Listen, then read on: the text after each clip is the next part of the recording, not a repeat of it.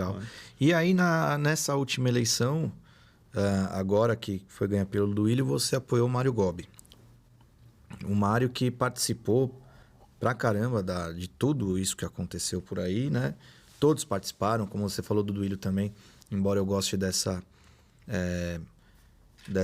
atual gestão. Ele participou disso também como diretor de futebol, então é responsável também por tudo que aconteceu. Afinal, quando o Andrés contratou esses 40 jogadores, ele era o diretor de futebol também. Por que você apoiou o Mário? Por que o seu grupo tudo apoiou o Mário? Boa pergunta aí, vamos lá. O Mário, depois que ele saiu da gestão, ele se afastou do Andrés, né? Até na eleição, essa eleição que eu concorri, ele nem me apoiou, ele apoiava o Roque, inclusive, né? Não de vestir camisa e tal, mas um apoio um pouco velado. E aí a gente estava na questão de, tivemos uma boa participação na campanha política, fizemos uma oposição participativa dentro da gestão do Andrés. E vamos lançar candidato, quem vai ser o candidato? E a gente não tinha ninguém para sair candidato. Eu não tinha condições na época de sair candidato novamente. O Fabinho Carreira também deu aquela pipocada, sentiu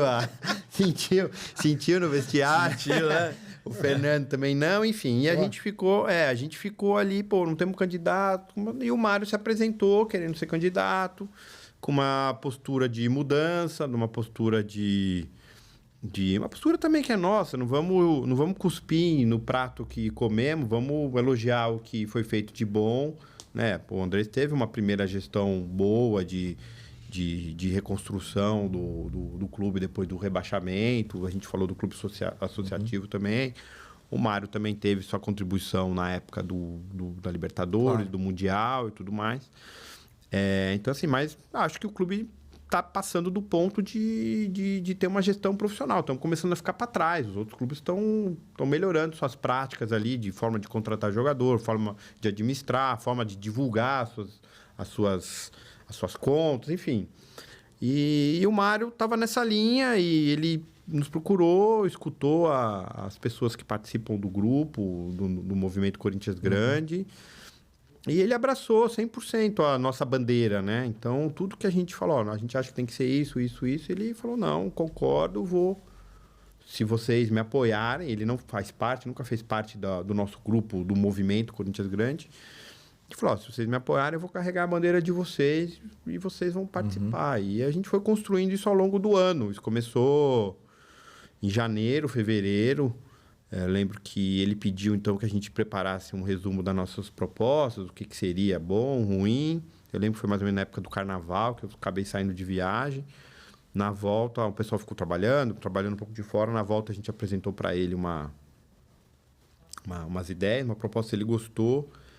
E começamos durante fevereiro, março de 2020, a trabalhar com ele uma provável candidatura dele, com a participação nossa. Foi um ano ruim, né? Que foi o ano da pandemia. Sim. Logo depois disso, foi uma das últimas reuniões presenciais que a gente fez. Foi até no meu escritório, uma conversa, como seria.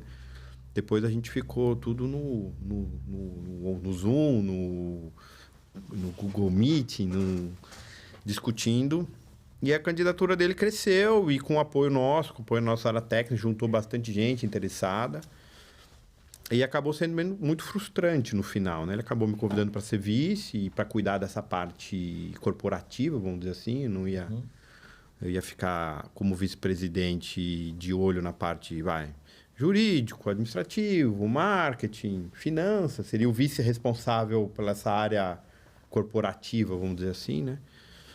E a gente montou uma equipe legal, fizemos uma proposta, divulgamos, né? Isso que é interessante também, que o pessoal fala, tudo que a gente fez, tanto na primeira como nessa segunda candidatura, a gente fez um documento de 100, 200 páginas, entregamos no clube, né?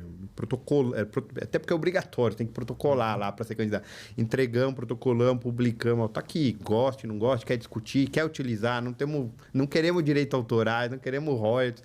Tá aqui, cara, são ideias... Pro Corinthians. Pro Corinthians, 100%. E agora vamos fazer de novo, é 100% pro Corinthians. As né? ideias... Se quiser utilizar, se acha que é ruim, se quiser trocar uma ideia, nunca pegaram o telefone e ligaram pra gente, nem pra ninguém nosso, nunca. Nem sei se leram ou não leram o que nós colocamos lá, mas nunca. Mas enfim. E fizemos uma campanha, no final das contas a gente imaginava uma coisa, foi uma eleição também pouca gente votou, por conta de pandemia, ainda negócio de máscara, um monte de gente não foi votar. Eu mesmo tive 2 tios que falaram, ó, Sim, não vou porque ainda tá ruim, né? Não tem nem o que falar. Inclusive foi adiada, era uma Quase semana, 1000. passou para outra, Foi né? quase 1000 votos a menos A em menos. relação a 2017. Mas a gente tinha uma expectativa de ganhar. As pesquisas, sim, as pesquisas de Sim, clube e as pesquisas dos adversários também. No final das contas, a gente ficou em terceiro, né? Para não falar último, mas ficou em terceiro. E foi bem frustrante, foi uma derrota ruim, né?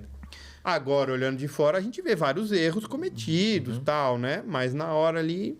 Você acha que um desses erros, desculpa te cortar, não foi o próprio Mário Gobi? Por que um cara que teve a oportunidade de fazer tudo isso que ele está prometendo depois e não fez, para acreditar, e agora saber que o cara tá de novo com essas mesmas pessoas que na última eleição ele foi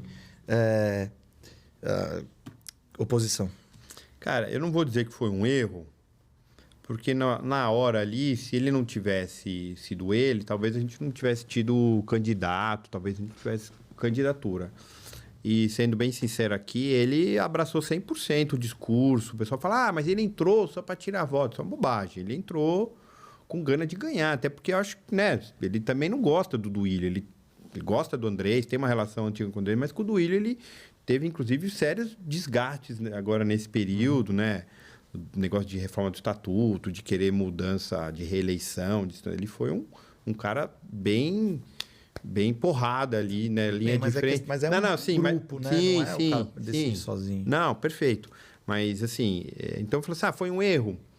Eu acho que o fato dele ter sido candidato, a avaliação que a gente tem hoje é de que realmente muita gente deixou de votar na gente por conta da figura dele.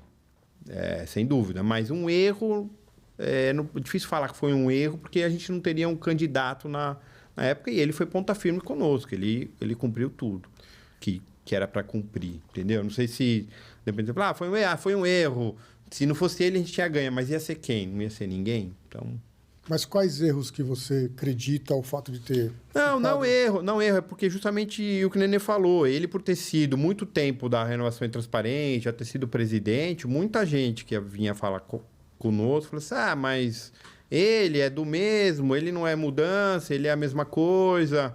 É preferível votar, por exemplo, na época o outro candidato era o Augusto. No Augusto, que ele sim que não participou disso, que não era, não foi ex-presidente. Muita gente tinha essa restrição com o Mário. Não, mas tirando o Mário... Por outro lado, também ele trouxe bastante gente, né? Se pensar que eu tive na época 500, nós tivemos 550 votos. Nessa outra nós tivemos agora, nem sei quantos foram, 900, 800. A gente aumentou, mas não foi suficiente para ganhar, né? Mas tirando a questão do Mário, assim, dessa opção pelo Mário, quais erros e quais acertos que você acha que vocês tiveram durante a eleição? Não sei te dizer quais erros e acertos. Talvez a relação com as outras chapinhas, a gente tinha poucas chapinhas que vestiram a camisa da campanha do Mário para votar, ou seja, de base ali, talvez tenha insistido um pouco mais com algumas chapinhas que se mostravam favoráveis ou tendenciosas a ser favoráveis, e a gente acabou... Não tem um salto alto, mas acabou falando, vota então o que vocês quiserem, não precisa vestir nossa camisa, fica à vontade, talvez ter forçado no sentido de ter insistido mais, porque no fundo essas chapinhas carregam o presidente, né? Se você sai candidato com 4, 5, 6 chapinhas te apoiando, independente, elas, não queira, elas trabalham para sua candidatura, né? No fundo, a gente tinha 2 chapinhas só. Com a camisa do Mário, várias outras que falaram que parte delas falaram que ia votar, mas não vestiram a camiseta. Então, eu acho que isso talvez tenha faltado, uma conversa maior com a base lá do clube. Ampliar, né? Ampliar a base ali no clube. Então, a gente ficou muito com o discurso de fora e pouco com o discurso de dentro do clube. A gente acabou perdendo essa capilaridade, vamos dizer assim. A minha restrição ao Mário nessa eleição foi justamente por causa disso. Porque se o cara chega e fala, puta, é que em 3 anos eu não consegui entregar tudo aquilo, ok, acho até que 3 anos é pouco, cara, pro cara ser presidente do Corinthians. Também acho. É difícil resolver as coisas, né? Mas não, participou e continuou aquilo de contratar e não paga, como o Raul mesmo veio aqui e falou, cara, fiquei sabendo que ele contratou o Pato no Japão. Eu tava lá 2 horas depois de cataça na mesa e o cara fala, contratei o Pato por 40 milhões. Então é complicado. Até, honestamente, falando para você, muito me estranhou na época e com certeza também eu meio fugi dessa aí, cara. Não, claro.